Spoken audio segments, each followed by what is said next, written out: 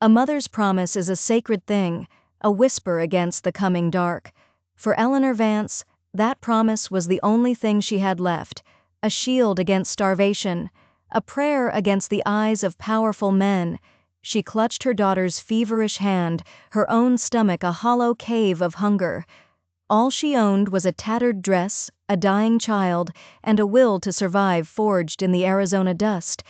But in the town of Redemption Gulch, survival had a price she refused to pay. Then, from the shadows, a different offer came, an offer so strange, so impossible, it had to be either damnation or her only salvation. A silent, watchful man, an outsider despised by the town, offered her a home. But his proposition would force her to cross a line from which there was no return. The wind in Redemption Gulch had teeth. It bit at Eleanor Vance's ankles and clawed through the thin wool of her shawl. It carried the grit of the street and the smell of fried bacon from the saloon, a smell that made her stomach cramp with a ferocious, empty ache. Beside her, huddled in the narrow space between the general store and the assayer's office, her daughter Rosalie shivered. A dry, rattling cough shook her small 7-year-old frame. "It's all right, sweet bird," Eleanor whispered, her voice a rasp.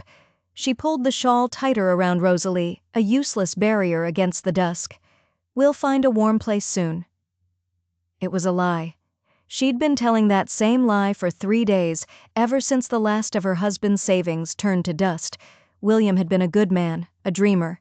He believed in the promise of gold.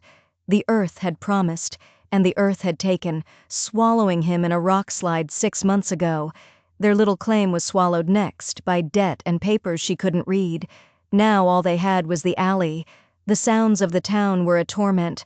Laughter from the saloon, the clatter of plates from the hotel, a world she was no longer part of, a window she could only look through like a ghost. A shadow fell over them. Eleanor went rigid. She pulled Rosalie closer, her hand inching toward the small Derringer pistol in a hidden pocket of her skirt, her last line of defense. But the figure wasn't a drunken miner. It was Bartholomew Thorne, the man who owned the bank, the hotel, half the town. He wore a tailored black suit, a silver watch chain gleaming. His smile was a predatory curve. "Mrs. Vance," he said, his voice slick and oily. "Reduced to this, are we? A tragedy for a woman of your quality?" Eleanor stood, placing herself in front of Rosalie. "Mr. Thorne, we are managing." Thorne chuckled. "Managing? My dear woman, you are an eyesore. Bad for business." He stepped closer, his cologne fouling the air. "However, I am a benevolent man. I have a position for you." Hope, treacherous and unwelcome, flickered in her chest. "My hotel requires a new head housekeeper," he said, his gaze dropping from her face to her chest and back up. "The position comes with a small room, 3 meals a day." Relief almost buckled her knees. A room. Food. "Oh, Mr. Thorne. Thank you. I can start immediately." He held up a hand, his smile tightening. "The duties are extensive. They would, of course, include attending to my personal needs. After the hotel has quieted for the night.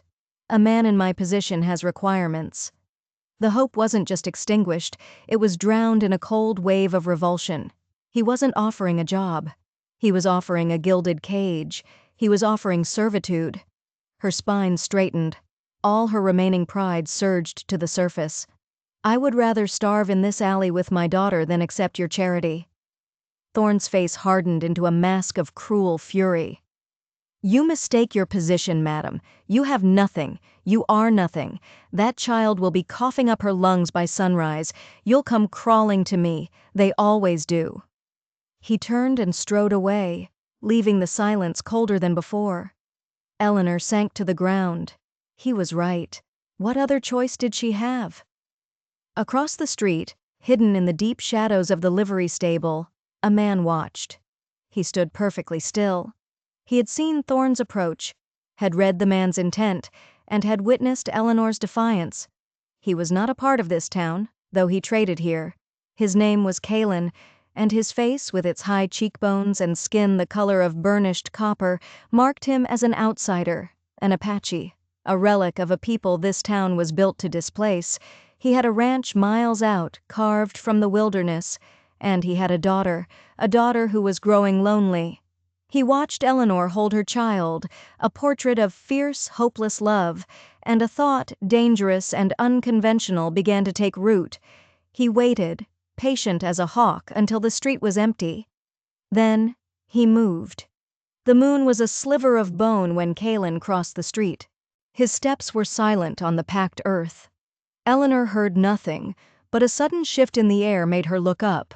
A tall, broad-shouldered silhouette stood at the mouth of the alley. This wasn't a townsman. His hair was long and black, tied back with a leather cord. He wore sturdy buckskin and a plain cotton shirt. His stillness was unnerving. Her hand went to the derringer. "Stay back," she commanded, her voice trembling slightly. The man didn't move. He simply raised his hands, palms open, a gesture of peace. "I mean you no harm, madam." His voice was deep, calm, his English more precise than most men in town. "What do you want?" she asked, suspicion lacing every word. She'd seen men like him from a distance, usually with a curse attached to their name. "I saw what happened," he said, his gaze flicking toward the hotel, with the man in the black suit. Her shame burned hot. To have her humiliation witnessed, especially by him, was another degradation. "That is none of your concern." "Perhaps not," he conceded, but his words were true about one thing. The night is cold. Your child is sick. He gestured toward Rosalie, who had coughed herself into a fitful sleep.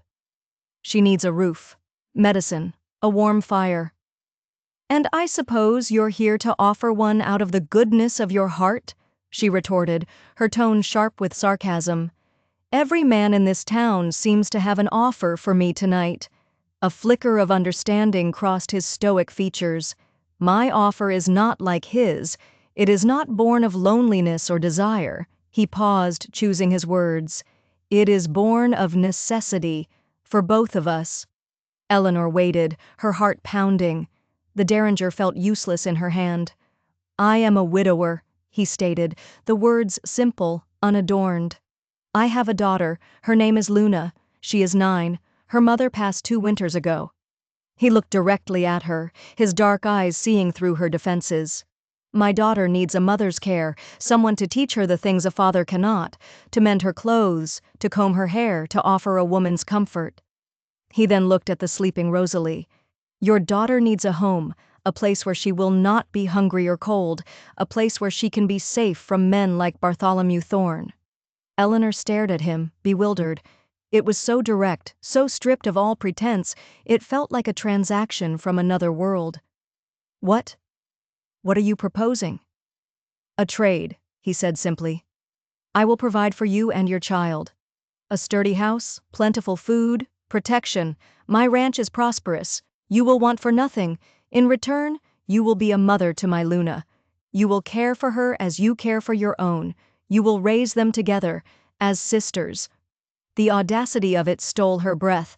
It wasn't a marriage proposal, it was a contract of mutual survival. He wasn't offering romance, he was offering shelter. But the implications were staggering. To go live with him, an Apache man, would be to cut herself off from her world completely. She would be an outcast, a pariah. "You want me to be your housekeeper?" she asked, trying to fit it into a familiar box. "No," he corrected her gently. "I have a woman who helps with heavy cleaning. I want you to be a mother. I want my daughter to hear a woman's song in the house again. That is the service I ask for." Her mind reeled. It was madness. On one side, Thorne's lecherous proposition, a prison of shame. On the other, this stranger's offer, a leap into a world she had been taught to fear. Her pride, her upbringing, everything screamed no. "I can't," she whispered, shaking her head. "We can't." Kalen did not argue. He simply nodded, his face unreadable. "The offer stands. If you change your mind, my ranch is 5 miles north. Follow the creek past the old mission. The house has a stone chimney." He turned and walked away as silently as he had come, melting back into the shadows. Eleanor was left alone in the biting wind, a stone chimney, plentiful food, a mother for his child. It was a life so far removed from this alley it might as well have been on the moon. She looked down at Rosalie, her face pale and slick with fever, and for the first time she allowed a single hot tear to trace a path through the grime on her cheek. The choice wasn't between pride and shame anymore. It was between life and death. Dawn broke with a harsh gray light that offered no warmth. Eleanor hadn't slept. Every time she drifted off, the faces of Thorn and Kaelin warred in her mind, one a sneering devil, the other a stoic enigma. Rosalie's fever had worsened. Her small body radiated a disturbing heat. The cough had settled deep in her chest. She couldn't stay in the alley. Swallowing her pride like a mouthful of ash, she decided on her only remaining conventional option: the church. Pastor Michael's sermons on charity were the talk of the town. Holding Rosalie in her arms, Eleanor made her way to the small, whitewashed building. She found the pastor arranging hymn books. His placid expression soured as he took in her appearance. "Mrs. Vance?" "Pastor," she began, her voice cracking. "My daughter is ill. We have nowhere to go. I was hoping we could take shelter here, just for a day or two. I can clean, scrub the floors, anything." Pastor Michael wrung his hands, his eyes darting nervously towards the windows. "My dear woman, this is a house of God, not a boarding house. It would be unseemly." "She has a fever, Pastor. Please, for the love of God." "Yes, well," he stammered, his gaze falling on the collection plate. "I am afraid I cannot. Mr. Thorn, our most generous benefactor, was just here this morning. He was very specific. He feels your presence in the town is a moral blight. He has made it clear that any establishment offering you aid will find their donations reconsidered." The blow was so cruel, so calculated, it left her breathless. Thorn hadn't just made her an indecent proposal, he had systematically poisoned the well. He was salting the earth around her, isolating her until she had no choice but to crawl back to him. "So your charity is for sale, Pastor?" she asked, a cold, quiet anger replacing her desperation. The pastor flushed red. "That is an unfair accusation. I have the entire congregation to think of." Eleanor didn't wait to hear the rest. She turned and walked out, the heavy oak door thudding shut behind her. Another door closed. Her next stop was the general store. Mr. Henderson, who had known her husband well, couldn't meet her eyes. "I'm sorry, Eleanor," he mumbled, busying himself with a stack of tinned peaches. "Thorn owns the mortgage on this place. He mentioned you this morning. I can't risk it." Door after door, every avenue of hope was systematically blocked. The townspeople, once friendly, now averted their gazes. Mothers pulled their children away. She was no longer a widow to be pitied. She was a contagion. By midday, Rosalie was listless, her breathing shallow. Eleanor sat on the edge of the horse trough, the cold water seeping through her skirt. She had a few cents left. It was a choice between a piece of bread or a single bullet for the Derringer. The second thought, dark and terrifying, slithered into her mind before she violently pushed it away. She would not surrender. She looked at Rosalie's face, so fragile, the last remnant of William, of a life filled with love. She would not let that light be extinguished in a squalid hotel room under Thorn's predatory gaze. And then she thought of the other man, the quiet man with the impossible offer. "My daughter needs a mother. Your daughter needs a home." It wasn't a proposition of lust, but of life. His world was unknown, a place of prejudice and fear, but it was also a world away from Bartholomew Thorn. The decision settled in her soul with the grim finality of a general choosing the only path left. Thorn had checkmated her. Her only option was to kick the board over and walk away from the game entirely. With a deep breath, she stood up. She gently lifted Rosalie, whose body was a dead weight. She ignored the stares and whispers from the boardwalks. Her gaze was fixed northward, toward the low-lying hills and the creek that snaked past the ruins of the old mission. She didn't know the man's name. She didn't know if he was a savage or a saint, but he had offered a roof with a stone chimney. And right now, that was the only sanctuary she had left. With her daughter's life hanging in the balance, Eleanor Vance turned her back on Redemption Gulch and began to walk. The 5-mile walk was a pilgrimage through hell. The sun beat down. The land offered no shade. Rosalie, a feverish bundle, seemed to grow heavier with each step. Eleanor's own hunger was a dull, constant ache, but it was nothing compared to the screaming terror in her heart. She followed the sluggish creek, past the skeletal ruins of the old mission. Beyond it, the land began to change. The scrub brush grew thicker, the air felt cleaner. Just as she felt her strength give out completely, she saw it. Nestled in a shallow valley was a small ranch. This was not the sprawling empire of a man like Thorne. This was a place of careful, deliberate construction. A sturdy house of timber and stone stood at its center, a plume of smoke curling from a river rock chimney. The property was impeccably neat: a well-tended garden, a handful of healthy horses in a corral, a small flock of chickens. This was the permanent home of a builder. As she approached, Kalen emerged from the house. He had seen her coming. He moved toward her with a calm purpose. He didn't say, "I told you so." He simply took Rosalie from her arms. "She is burning," he said, his voice low and concerned. He cradled the child with a gentleness that surprised her. "Bring yourself inside. Water is on the boil." Eleanor stumbled after him. The inside of the house was another shock. She had expected dirt floors, a single dark room. Instead, the main room was bright and clean. Sunlight streamed through 2 glass-paned windows, an incredible luxury. The wooden floors were swept clean. A fire crackled warmly in the stone hearth. A young girl with the same dark eyes as Callan peeked out from behind a doorway. She was a year or 2 older than Rosalie, a single thick braid down her back, clutching a small hand-carved bird. "Luna," Callan said softly. "This is Eleanor, and this is her daughter Rosalie. She is very sick. We must help her." He laid Rosalie on a soft cot near the fire. He moved to the hearth and began grinding herbs with a mortar and pestle, his movements practiced and efficient. "Willow bark," he explained, not looking at her, "for the fever, and elderflower. It will help her sweat." He prepared a tea, forcing a few sips between Rosalie's pale lips. Eleanor could only watch, a numb, helpless observer. She had failed her daughter. Now she was entrusting her child's life to a stranger, an Indian whose remedies were from a world she didn't understand. Callan seemed to sense her turmoil. "Rest," he commanded gently. "There is stew on the fire. You must eat." He ladled a thick, fragrant stew into a bowl and handed it to her. The first spoonful was agony and ecstasy. She ate ravenously, tears of gratitude finally spilling down her cheeks. Luna crept out from her hiding place and approached the cot. She looked at the sick girl, then up at Eleanor, her large dark eyes filled with a child's simple concern. She held out her carved bird, a silent offering.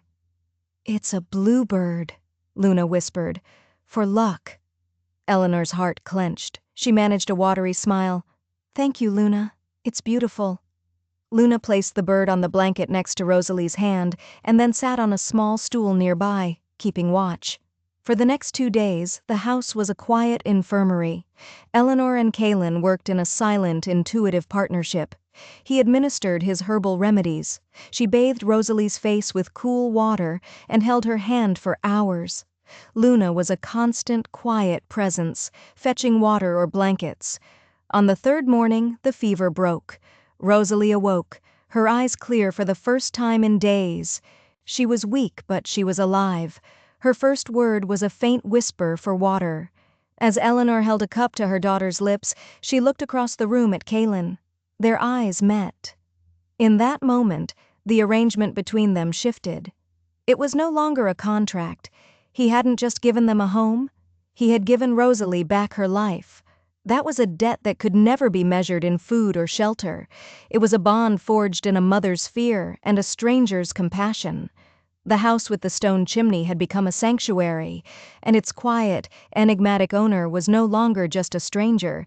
He was their savior.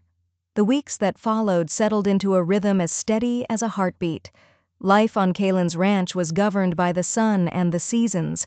It was a life of hard, grounding labor that slowly began to heal Eleanor's soul.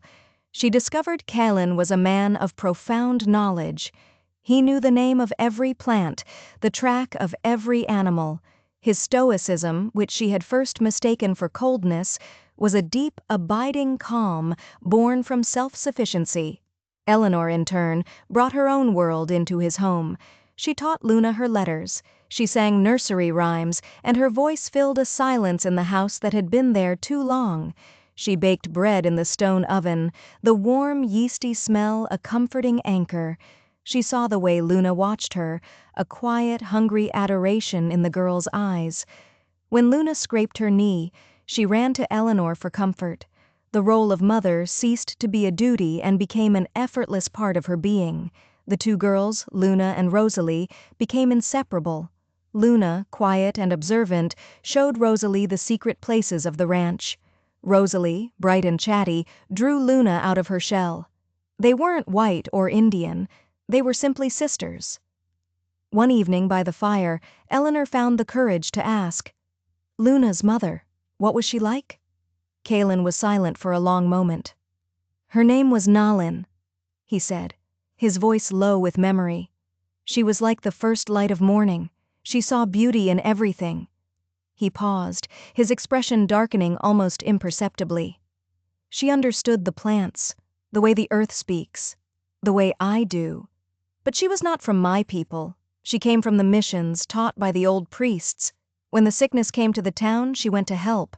Her knowledge, they called it witchcraft." Eleanor felt a chill run down her spine. This was a new, terrible piece of the story. "They feared what they couldn't understand," Kalen continued, his voice flat, devoid of emotion, which made the words even more chilling.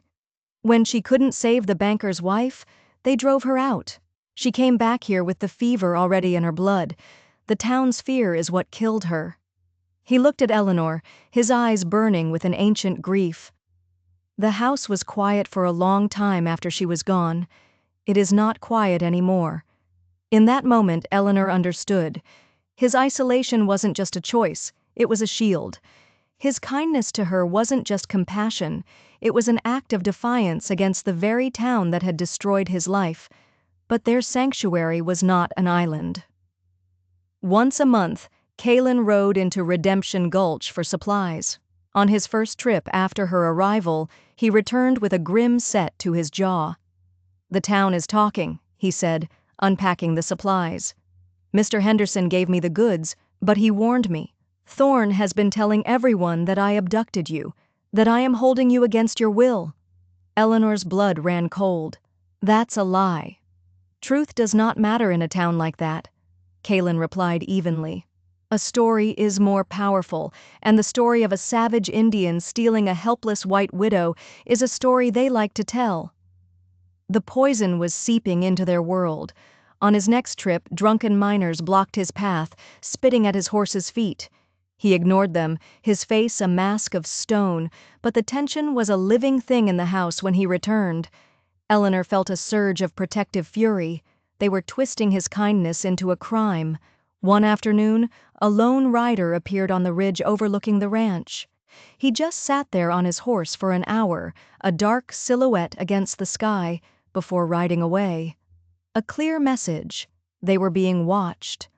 That night, a new fear settled in the house. The world outside had not forgotten them. Bartholomew Thorne had been humiliated, and his wounded pride was a dangerous, festering thing. The seeds of a new life had been planted on the ranch, but the seeds of hatred sown in the town were beginning to sprout, and Eleanor knew their harvest would be a violent one. The air for days had been heavy, the kind of oppressive quiet that comes before a storm. Kalen grew more watchful, his eyes constantly scanning the ridges. He spent an afternoon sharpening his axe and cleaning his rifle with a meticulous calm that did little to soothe Eleanor's rising anxiety. He was preparing for a storm of fire and men. The attack came after dark. It started not with a bang, but with the frantic barking of coyotes, their calls unnaturally sharp. Then came the sound Eleanor had been dreading, the rhythmic thunder of a dozen horses moving fast. "Inside!" Kalen said, his voice low and urgent. He was already by the door, rifle in hand. "Get the girls to the back room. Stay away from the windows. Bar the door." Eleanor's heart hammered against her ribs, but she moved without hesitation. She herded a terrified Luna and Rosalie into the small bedroom. "It's a game," she lied, her voice shaking.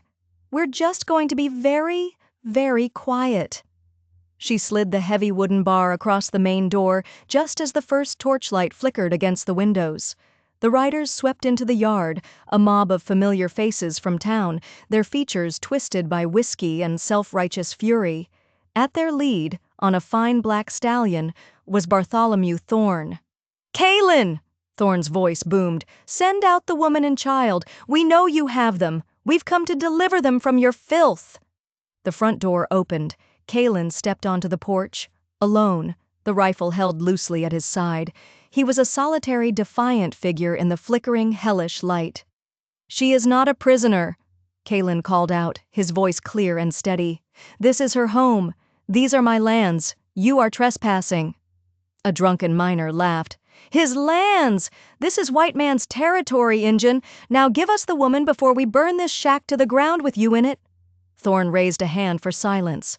"Eleanor, my dear," he called, his voice oozing false concern, "do not be afraid. We are here to rescue you. Just come outside." Listening to his slick, deceitful voice, something inside Eleanor snapped.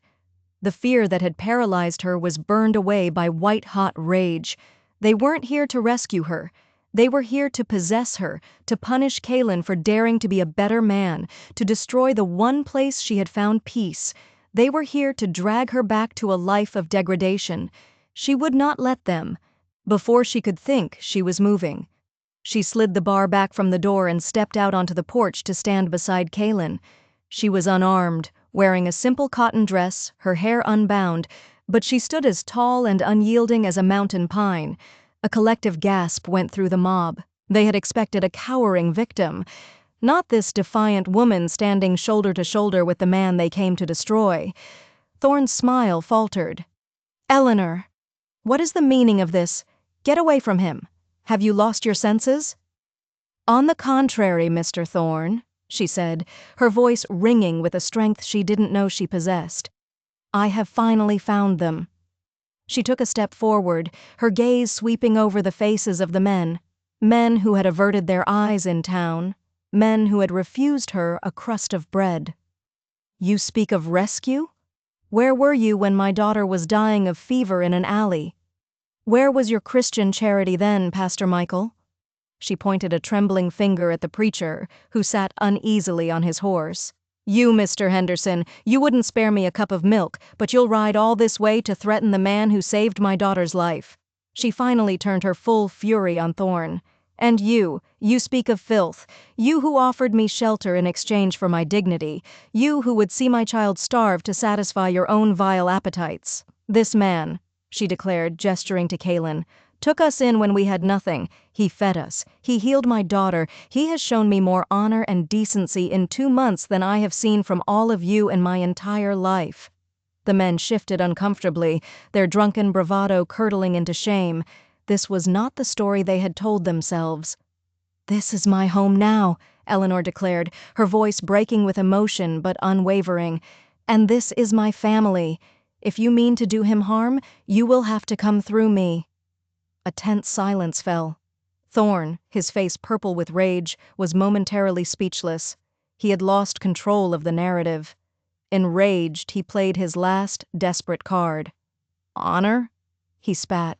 "You want to talk about honor? Your husband, William Vance, died owing me $500, a debt he secured against his claim and all his property. I own this land, that house, and by rights, woman, I own you too." The lie was audacious, designed to shock the mob back to his side. It almost worked.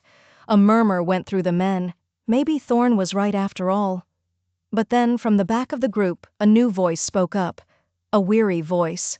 It was the town sheriff, a man named Fenton, who had been reluctantly swept along. "That's a lie, Thorne."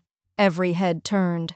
The sheriff urged his horse forward, his face set like granite in the torchlight.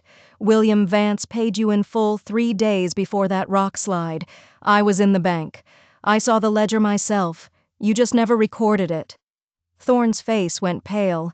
The sheriff wasn't finished. He turned his gaze toward Kaylin.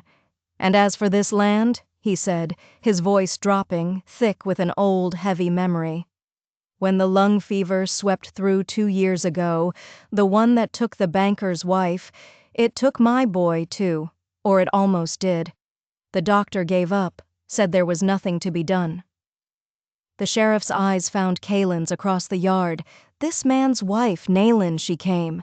She didn't ask for payment. She used her herbs, her knowledge. She sat with him for 3 nights straight, and she saved him. So no, Thorne, we won't be burning anything down tonight. He looked at the other men. "Go home, all of you." The justice of it was a physical blow. Thorne's lies were stripped bare, his authority shattered not by a gun, but by the truth, delivered by a man who owed a life debt to the very family Thorne was persecuting. One by one the men began to turn their horses, avoiding Eleanor's gaze, their torches lowered. Thorne stared at her for a moment longer, his face a mask of pure hatred, before wheeling his horse around and galloping off into the darkness, his mob dissolving behind him. Eleanor stood on the porch, shaking with the aftermath of adrenaline. Kaylin came to stand beside her. He didn't touch her, but his presence was a solid, reassuring anchor in the night. The firestorm had passed. In defending him, in defending their home, Eleanor had finally, irrevocably chosen her place in the world. And it was here, in this valley, beside this quiet, honorable man. The dawn that followed was unnaturally quiet. The yard was a churned-up mess of hoofprints, a fence post was scorched black, and several of Eleanor's squash vines were trampled. The scars were a reminder that the world's hatred had ridden right to their doorstep. Inside, the air was thick with unspoken emotions. Eleanor prepared breakfast, the familiar motions a comforting anchor.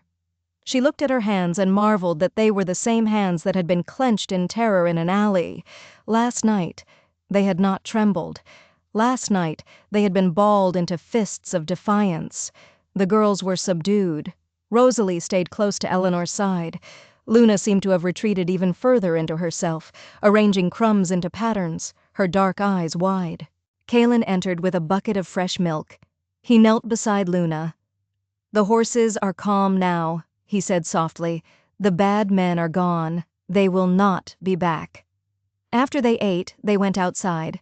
The work of setting things right felt necessary, therapeutic. Eleanor gently lifted the trampled vines. Kaylin replaced the scorched fence post, the rhythmic thud of his hammer a steady, reassuring beat. Seeing their parents restore order, the girls slowly began to emerge from their shells. A comfortable silence stretched between Eleanor and Kaylin. They no longer needed words to understand one another. Late in the afternoon, she found him by the corral. "Kaylin," she began, her voice finding its strength, "we need to talk about our arrangement." He stopped his work, turning to face her. He waited, his patience a landscape in which she could find her words. "When you made your offer, I accepted it out of desperation," she confessed. "It was a contract. A roof for my daughter in exchange for my care of yours. I have tried to honor my side of it." "You have done more than honor it," he said, his voice quiet but firm. "But last night," she continued, meeting his eyes, "when I stood on that porch, that had nothing to do with our bargain. I wasn't thinking about my duty. I looked at those men, and I saw them trying to burn down my home. I saw them threatening my family, my anger.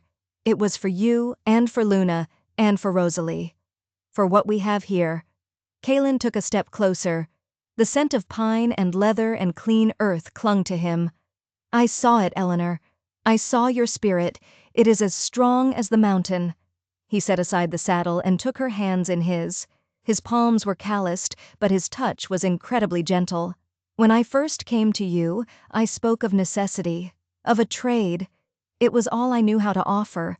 My heart, after Nalin passed, became a quiet place, a house with no songs. I did not realize how much a child, how much a man needs a woman's light to truly live. He looked into her eyes, and she saw the entirety of his solitary, honorable soul.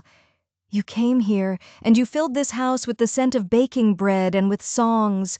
You taught my daughter her letters, but you also taught her how to laugh again. You have stood against fire for us. The proposition I made you in the alley, it is no longer enough. It does not speak to what is true." His grip tightened slightly. "Eleanor Vance, I am not asking you to continue as a caretaker under my roof. I am asking you to share it with me, to build a life with me, be my wife, not as part of a bargain but as my partner, my equal. Let us raise our daughters together, not as two broken pieces joined by need, but as one family made whole by love." Tears, hot and immediate, welled in her eyes. They were not the desperate tears of the alley, but tears of release, of a joy so profound it was almost painful. In his words, she heard the promise of a future she had never dared to imagine. She thought of William, her late husband, and felt not sorrow, but peaceful closure. He would have wanted this for her. "Yes," she whispered, the word a rush of air from a heart overflowing. "Yes, Kaylin. Of course, yes." He drew her into his arms, and she went willingly, burying her face in the curve of his neck. In his embrace, she was not a homeless widow or a social outcast. She was a beloved woman, a fierce mother, standing in the center of her own universe, the undeniable, unshakable feeling of being home. From the porch, two small faces peeked out, Luna and Rosalie. Seeing the embrace, Luna's face broke into a wide, radiant smile. She grabbed Rosalie's hand and they ran across the yard, throwing themselves into the embrace, wrapping their arms around Eleanor's and Kaylin's legs. Kaylin laughed, a deep, rich sound that echoed from the hills. He knelt, pulling all three of them into a sprawling, messy, wonderful hug. The sun began its final descent, bathing the four of them in a warm, golden light, a single unit forged in hardship and bound by a love that had defied a hostile world. They were a family, complete and unbroken. What forges a family? Is it blood, or is it the choice to stand together when the world tries to tear you apart? The story of Eleanor Vance and Kaylin is a testament to the idea that the strongest bonds are not inherited, but built plank by plank, day by day, through shared hardship and quiet compassion. They found in each other not what society told them they should want, but what their hearts truly needed: a partner in survival, a protector for their children, and a love that defied all prejudice. Their journey reminds us that sometimes the greatest treasures are found when we are brave enough to walk away from a world that has cast us out and build a new one of our own. If this story of courage, love, and the creation of an unlikely family in the untamed West moved you, please take a moment to hit that like button, share it with someone who appreciates a story with real heart, and don't forget to subscribe for more tales of resilience and redemption. Thank you for listening.